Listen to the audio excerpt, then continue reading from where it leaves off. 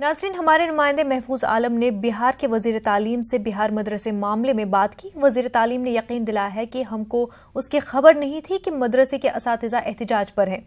उनको हमसे मुलाकात करके अपनी बात रखनी चाहिए थी।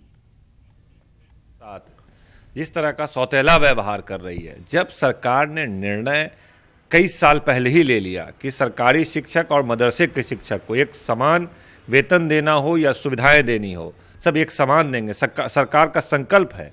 उसके बावजूद जिस तरह से बिहार में किया जा रहा है, ये तमाम मदरसा के शिक्षकों के साथ नाइंसाफ़ी है और ये मदरसा के शिक्षक लगातार आंदोलन कर रहे हैं। पिछले बजट सेशन में हमने इस मामले को उठाया था और मंत्री जी ने आश्वासन दिया था पूरे हाउस में, और विधानसभा अध्यक्ष ने भी इसमें हस्तक्षेप किया था कि जब सरकार निर्णय ले चुकी है तो अब विचार के तो कोई मामला ही नहीं है, सिर्फ इम्प्लीमेंट करना है। तो इसमें लग रहा है कि सरकार कुछ बहुत बड़ी कॉन्स्पिरेसी के तहत निर्णय लेने के बाद एक कदम पीछे खड़ी है। ये बहुत ही आश्चर्यजनक है।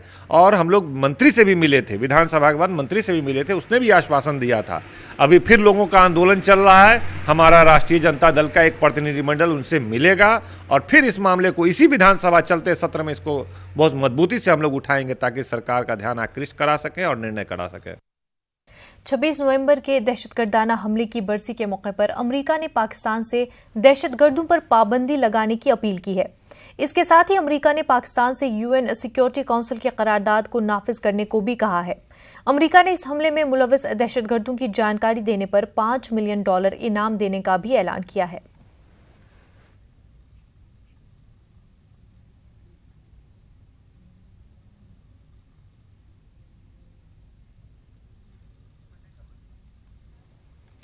नाजरीन, जैसा कि हम आपको बता रहे थे कि of 26/11 attack, the Vice President of United States has called upon Pakistan that they must proceed against the perpetrators of 26/11, and they've also announced a further reward of $5 million for anybody giving any information regarding those who planned, abetted, carried out such operations.